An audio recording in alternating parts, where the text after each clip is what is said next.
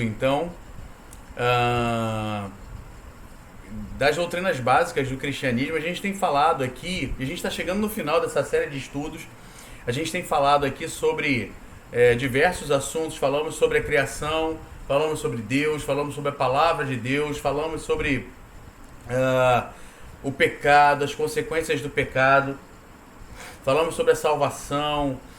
Hoje a gente vai tratar um pouquinho sobre a pessoa de Cristo Jesus. Então, assim, a gente tem, no decorrer desses estudos aqui, tratado de algumas questões importantes para a vida cristã. E vale a pena a gente estar junto aqui e separar esse tempo aqui. Na semana passada não foi possível. Eu avisei o pessoal da igreja que, em virtude do trabalho, eu não consegui fazer a transmissão, além de outros compromissos da igreja também. Mas hoje eu não podia deixar de fazer essa transmissão e da gente conversar aqui sobre esse tema que é importantíssimo para nós.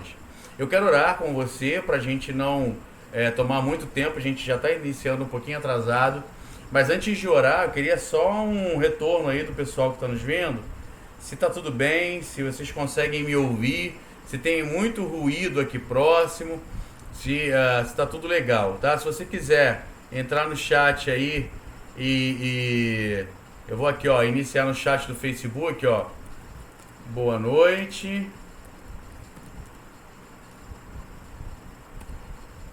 Me ouvem bem?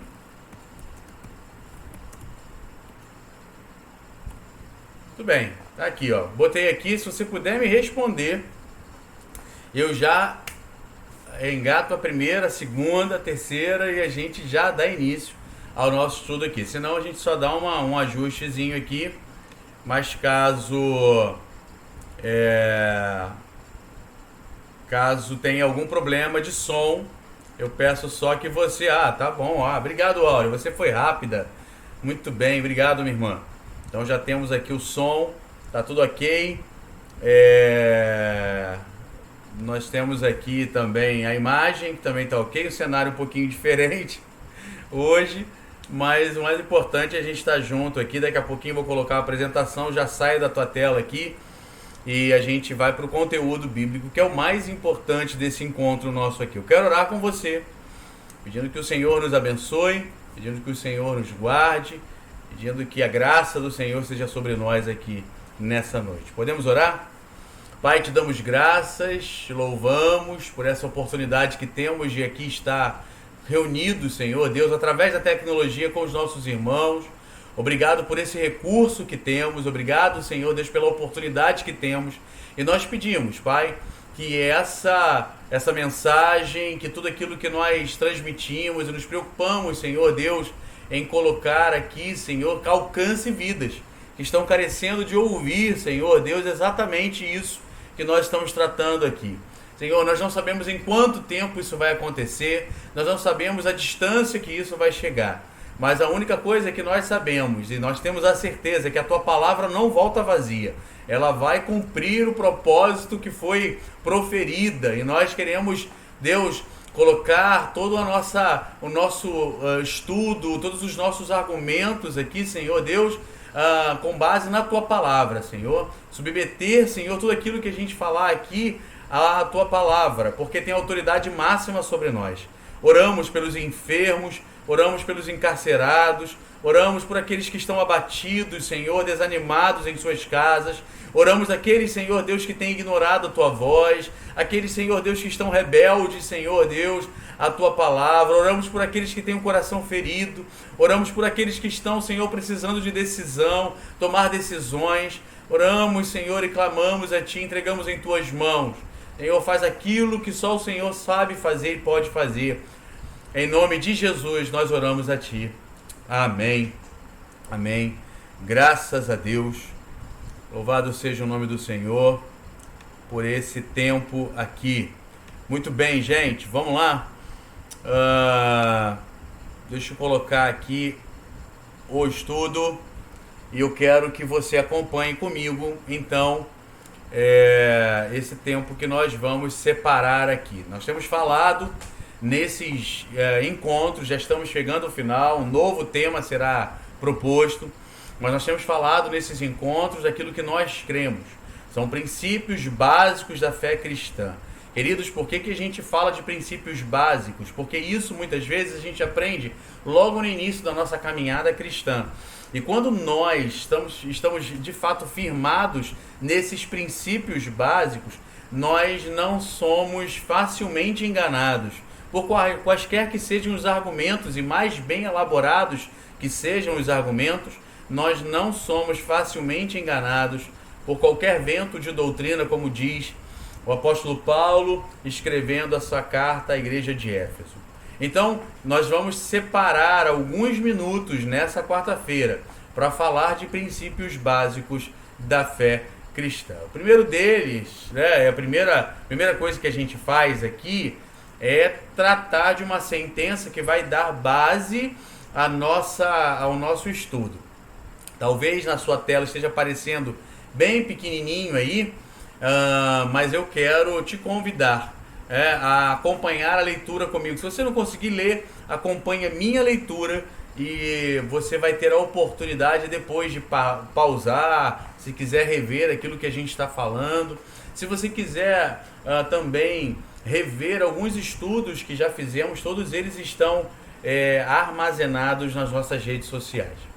Diz assim essa sentença: essa salvação, e aí a gente faz menção ao estudo da semana passada, quando a gente falou do estado de miséria do homem, de rebeldia do homem e do amor de Deus, que nos dá a oportunidade de encontrarmos a salvação em Cristo Jesus. Diz assim: essa salvação, tão preciosa e digna do Altíssimo, porque está inteiramente em harmonia com o seu caráter, procede do infinito amor do Pai, que seu unigênito Filho para salvar,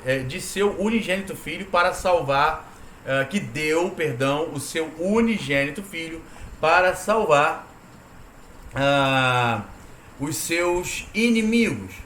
Foi adquirida, porém, pelo Filho, não com ouro, nem com prata, mas com o seu sangue, pois tomou para si um corpo humano e alma humana, preparados pelo Espírito Santo no ventre de uma virgem. Assim Deus, continuando a sê-lo, se fez homem, nasceu da Virgem Maria, viveu entre os homens como se conta nos evangelhos, cumpriu todos os preceitos divinos e sofreu a morte e a maldição como substituto dos pecadores, ressuscitou e subiu ao céu, ali intercede pelos seus remidos, e para valer-lhes tem todo o poder no céu, na terra. É nosso Senhor e Salvador Jesus Cristo, que oferece de graça a todo pecador o pleno proveito de sua obediência e sofrimentos, e o assegura a todos os que, crendo nele, aceitam-no por seu Salvador. Muita coisa a gente leu, talvez você não tenha fixado nenhum ponto aqui, mas a gente vai tentar tratar de uma forma sistemática essa afirmação que nós trazemos aqui nessa noite. A primeira coisa que a gente pode tratar aqui é pensar nessas duas naturezas de Cristo, a natureza de Cristo. Nesse estudo a gente vai ver que ninguém mais do que Jesus estava qualificado para comprar a nossa salvação, para nos dar de graça a nossa salvação. Quando a gente trata disso, a gente lembra também do que o apóstolo Paulo fala na primeira carta de Paulo, na primeira carta que ele escreve a Timóteo, no capítulo 2, no verso de número 5, quando ele vai dizer o seguinte: não há, aliás, ele vai afirmar: há um mediador entre Deus e os homens, Cristo Jesus, o homem. E podemos inverter isso dizendo: não há outro mediador senão Jesus, senão aquele que se fez homem, mas permaneceu divino. E sobre isso a gente precisa tratar aqui. O apóstolo Paulo ele coloca o ponto exato dessa natureza de Deus. Ele trata isso de forma muito clara, a natureza de Cristo, de forma muito clara, quando ele vai falar que há um mediador entre Deus e os homens, Cristo Jesus, o homem, a união dessas duas naturezas de Cristo, a divina e a união humana, né? A natureza humana é absolutamente necessária para aquilo, para a obra que ele realizou. E a gente precisa falar um pouquinho disso e deixar isso bem claro, porque assim a palavra de Deus nos afirma, né? Lembram que desde o início a gente tem falado que nós temos tratado o nosso estudo aqui e a gente não quer provar nada para ninguém, a gente só está dando razão à nossa fé. Nós cremos nisso porque a Bíblia diz isso e nós decidimos crer na palavra de Deus e nós decidimos colocar a nossa fé, né, a nossa razão de viver na palavra de Deus. Jesus, ele era perfeito homem e ele era perfeito Deus. Ele era perfeito homem para poder substituir o homem e continuava sendo perfeito, continuava sendo Deus, para a perfeição daqueles que ele chamou, da sua obra, que não podia ser iniciativa de nenhuma outra pessoa senão do próprio Deus. Então, como mediador, o próprio Cristo precisava reunir em si mesmo as duas naturezas, homem e Deus, para possibilitar a reconciliação do homem com o Criador. E aí a gente vai trazer alguns textos aqui. Eu quero, se ainda você não fez, pega a sua Bíblia. Quero te incentivar a pegar a sua Bíblia e acompanhar comigo a leitura de alguns textos importantes para que a gente possa dar base àquilo que a gente está falando aqui, aquilo que a gente está argumentando nessa noite aqui. Interessante a gente pensar que Cristo, sendo sacerdote, ele era mais do que um sacerdote, pois ele não somente vinha a salvação das suas mãos, mas ele era a própria salvação. Mas ele era o próprio sacrifício. Ele era o sacerdote, mas também o sacrifício, o cordeiro imolado. Ele não somente servia como mediador da salvação, mas ele era o próprio Salvador. E Deus coloca a fonte da salvação em Cristo Jesus. Jesus não só fez a obra da salvação, mas ele era a própria obra de salvação. Pois bem, em Cristo nós encontramos aquilo que é perfeito e aquilo que a gente mais precisava para obter a nossa salvação. E nesse aspecto dessas duas naturezas, a gente precisa trazer aqui uma característica de que ele era o verdadeiro Deus. Os judeus não admitiam isso e eles consideravam blasfêmia todo aquele que se colocava ou se apresentava como tendo a natureza divina. E isso fica muito claro lá em Mateus, no capítulo 26, do verso 63 ao verso 65, quando você vai ver que o próprio Cristo afirma a sua natureza divina e um dos sacerdotes que estavam entregando a morte, que estava colocando Jesus ali para morrer, ele vai rasgar as suas vestes e dizer: a gente não precisa mais de testemunha, porque ele já blasfemou, ele já disse que ele tem a natureza divina. Mas Cristo então dá esse testemunho aos judeus que não admitiam de forma alguma, né, que alguém pudesse declarar isso. Também nos nossos dias, também no nosso tempo, existem pessoas assim, pessoas que não admitem que Cristo, que Jesus Cristo, aquele que foi relatado nos evangelhos, aquele que o próprio Paulo deu testemunho em suas cartas, aquele que os apóstolos escreveram como sendo também o autor da salvação, como sendo aquele que veio para redimir o homem, não admitem que ele tem a natureza divina. E muitas pessoas, ainda hoje, muitas pessoas, pasmem vocês, em nossas igrejas, dizem que Jesus era um homem modelo, que era um grande mestre, que era um grande reformador, que era alguém muito importante, enviado da parte de Deus, mas não o próprio Deus. Isso é terrível, porque quando a gente nega a divindade de Cristo, é uma doutrina fundamental para a nossa salvação, nós negamos também a perfeição da salvação. A negação da divindade torna impossível a fé salvadora. E as Escrituras ensinam, né, dessa forma e de forma definitiva, que Cristo tem a sua natureza divina. Você quer ver? Dá uma olhadinha comigo aí na tua Bíblia, abra a tua Bíblia, por favor, na primeira epístola de João, no capítulo 2, do verso de número 22 até o verso de número 23. Vamos dar uma olhadinha lá. Primeira epístola de João, no capítulo 2, no verso 22 ao verso 23, olha o que diz. Quem é o mentiroso, senão aquele que nega que Jesus é o Cristo? Este é o anticristo, e o que nega o Pai e o Filho. Todo aquele que nega o Filho, esse não tem o Pai. Aquele que confessa o Filho tem igualmente o Pai. Agora pula para o capítulo 4, verso de número 3. Primeira epístola de João, capítulo de número 4. O verso é o de número 3. Olha o que diz aqui. Todo espírito que não confessa Jesus não procede de Deus. Pelo contrário, este é o espírito do anticristo, a respeito do qual tendes ouvido, que vem e presentemente já está no mundo. Vamos dar uma andada um pouquinho mais aqui em 1 João, no capítulo de número 5, no verso de número 12 e o verso de número 13. Veja o que diz o texto. Aquele que tem o Filho tem a vida, aquele que não tem o Filho de Deus não tem a vida. Estas coisas vos escrevi a fim de saberdes que tendes a vida eterna, a vós outros que credes em o nome do Filho de Deus. João diversas vezes afirma a natureza divina do Cristo que morreu, que se deu por nós. Já falamos sobre isso na igreja.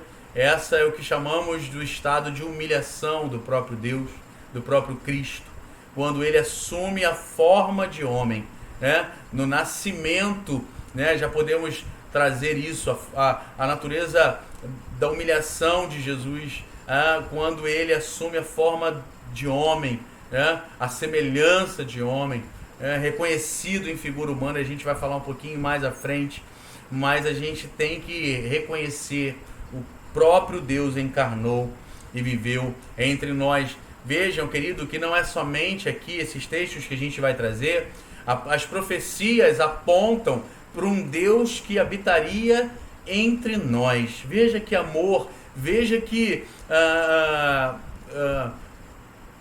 essência desse Deus ao decidir habitar entre aqueles que o rejeitaram, entre aqueles que são os seus inimigos, entre aqueles que viraram as costas para ele mesmo. Veja o que diz Isaías, capítulo 9, o verso de número 6, um texto muito conhecido, o anúncio do nascimento do Messias, quando vai falar maravilhoso, né?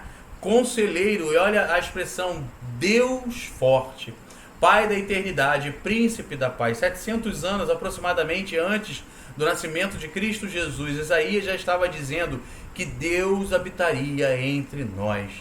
Na pessoa de Cristo, nós vemos a profecia se cumprindo. Ainda no texto de Lucas, capítulo 1, no verso de número 35, o anjo declara a Maria o nascimento de Jesus e vai dizer, entre o santo que há de nascer, será chamado Filho de Deus. Olha como ele é apresentado pelo anjo. O anúncio do nascimento de Jesus apresenta o Deus encarnando, o Deus habitando entre nós.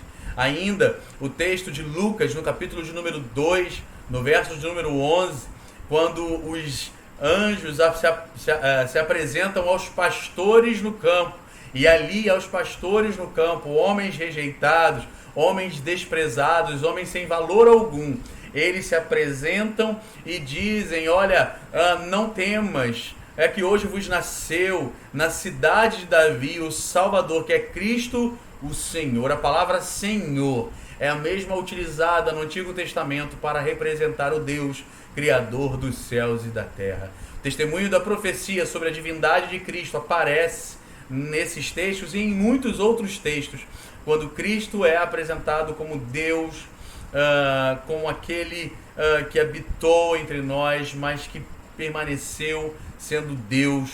Veja ainda o testemunho pessoal de Jesus nesses textos que nós vamos trazer aqui. O texto de Mateus, no capítulo 18, no verso de número 11, o próprio Cristo, ele agora, ele se refere a si mesmo como filho do homem, né? No capítulo 18, no verso 11, e não somente ele aceita a resposta de Pedro, quando Pedro vai responder aquela pergunta de Jesus: o que que os homens dizem que eu sou? Né? E Pedro vai dizer: tu és o Cristo, filho do Deus vivo. Mas ele acrescenta que o próprio conhecimento, ele acrescenta que aquilo que Pedro estava falando não era simplesmente do seu intelecto, mas da revelação do alto, adquirido pelo próprio Pai. Porque ele vai dizer: bem-aventurado és, Simão Barjonas, porque não foste carne ou sangue que te revelaste, mas o meu Pai que está no céu. Em João, no capítulo 10, Jesus vai enfatizar ainda mais diretamente a sua divindade, quando ele vai declarar, para o espanto de muitos, quando ele declara dizendo: eu e o Pai somos um. E em seguida ele faz referência às suas obras como evidências da sua divindade. Todos esses textos que aparecem nesse item aí deixam claro que o próprio Jesus, ele se faz menção a si mesmo como sendo o próprio Deus. Veja, querido, ainda alguns outros testemunhos, né, que nós vemos na palavra de Deus. Se você puder depois voltar e ler, né, e acompanhar, eu vou dizer alguns textos aqui, você pode simplesmente anotar aí o texto de Lucas, capítulo 2, capítulo 3, versos de número 22, Lucas 3, 22, quando Jesus está sendo batizado e ele ouve uma voz do céu. Essa voz é do Pai. O Pai declara: tu és o meu Filho amado, em quem tenho prazer, em ti me comprazo. Então nós vemos o próprio Deus falando e testemunhando sobre a natureza divina de Cristo Jesus. O próprio João, o evangelista, declara no Evangelho de João, no capítulo 1, dizendo: no princípio era o Verbo estava com Deus e o Verbo era Deus. Veja, meu irmão, minha irmã, algumas correntes religiosas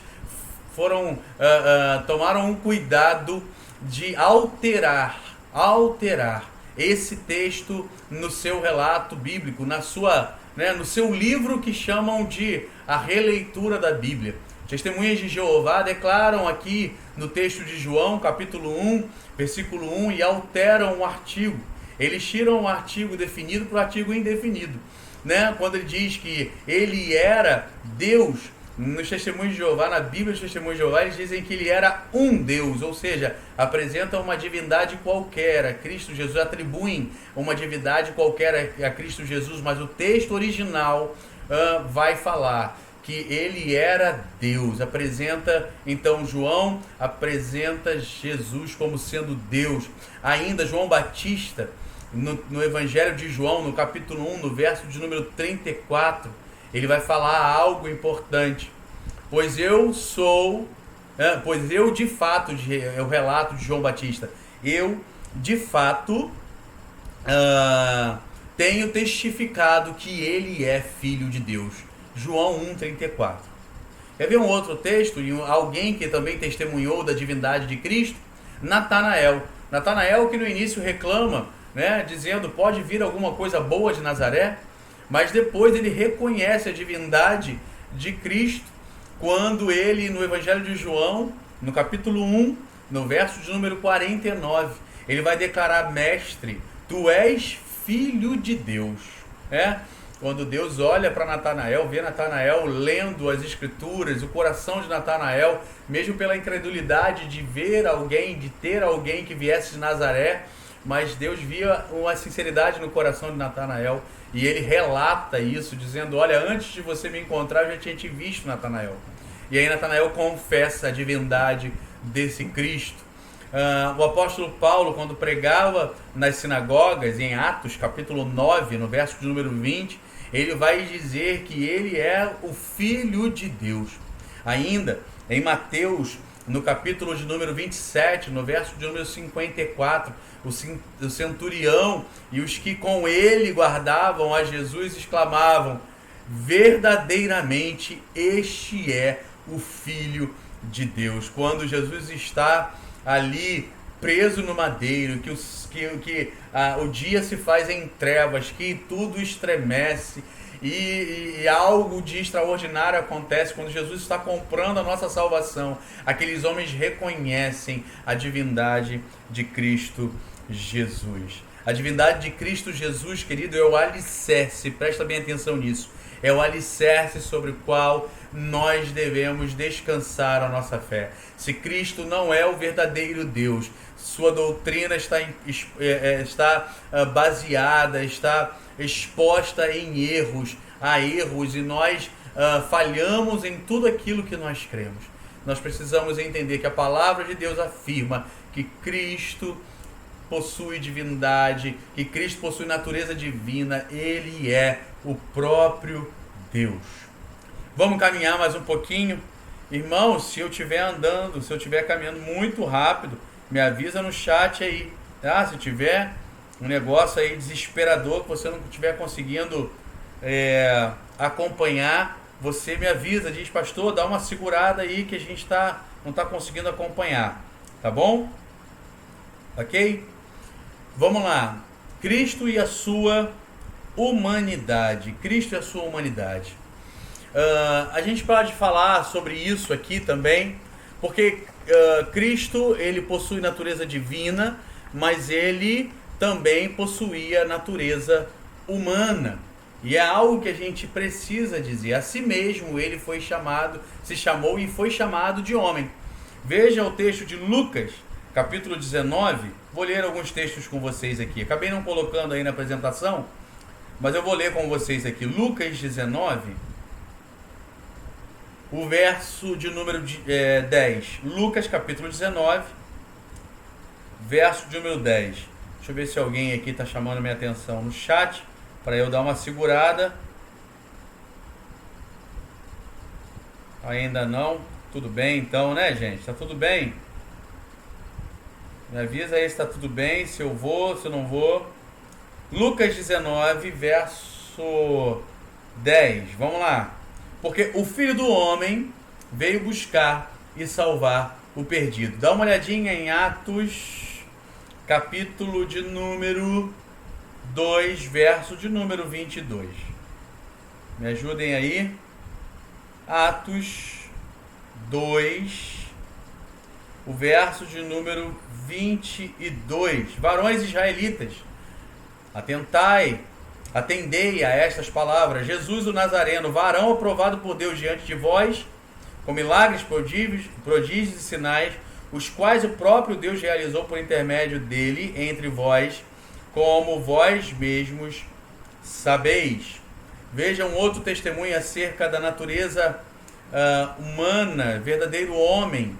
Veja aqui em Romanos, capítulo de número 5, o verso é o de número 15. Não me abandona não, gente, fica aí comigo.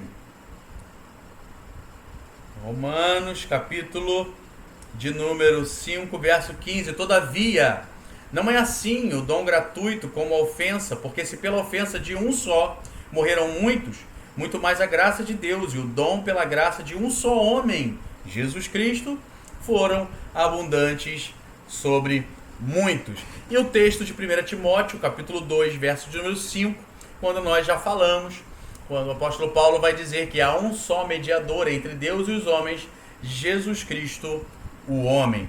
Então, foi chamado de homem por muitas pessoas, a si mesmo deu testemunho da sua natureza humana. Mas aí você pode falar assim: mas inventaram isso, né? Inventaram esse testemunho, inventaram essa história. Jesus, ele é dotado dos elementos essenciais da natureza humana. Lembram que a gente já estudou isso, que o homem é composto de duas naturezas? uma natureza espiritual e uma natureza física, natural. Jesus também era composto dessas naturezas. Você quer ver alguns textos que vão nos provar acerca dessa natureza? Mateus 26. Mateus 26, o verso 38. Mateus 26, 38. 26, 38. Olha o que Jesus vai dizer. Então lhe disse: a minha alma está profundamente triste até a morte. Ficai aqui e vigiai comigo. Vocês conhecem esse texto, quando Jesus pede ajuda aos discípulos para orar com ele. Lucas 24,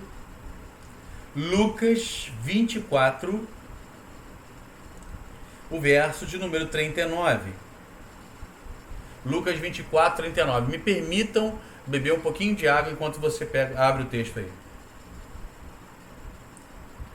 Lucas 24, 39. Vede as minhas mãos e os meus pés, que sou eu mesmo, apalpai-me, verificai, porque um espírito não tem carne, nem ossos, como vedes que eu tenho. Jesus, depois de ressurreto, aparece aos discípulos e alguém duvida, né? É um espírito. Não é o espírito, não é o Cristo, não é aquele que caminhou entre nós, não é o mestre.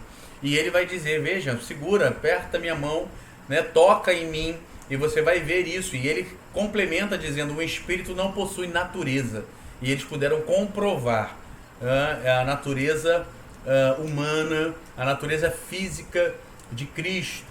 Quer ver um outro texto? Talvez você ainda não esteja convencido. Então vamos dar uma olhadinha no texto de João, capítulo de número 11, o verso de número 33. Jesus, vendo-a chorar, bem assim os judeus que a acompanhavam, agitou-se no espírito e comoveu-se. E agora, o último texto, o texto de Hebreus, capítulo 2, do verso de número 14.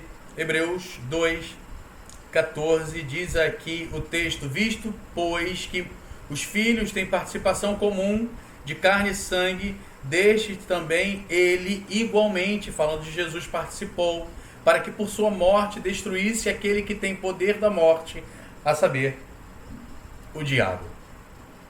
Falamos aqui então de elementos essenciais da natureza humana, quando Jesus faz menção ao Espírito, né? E aí podemos até lembrar daquele momento em que Jesus está sendo crucificado, e quando ele, no seu último suspiro, ele declara: Pai, em tuas mãos entrego o meu espírito.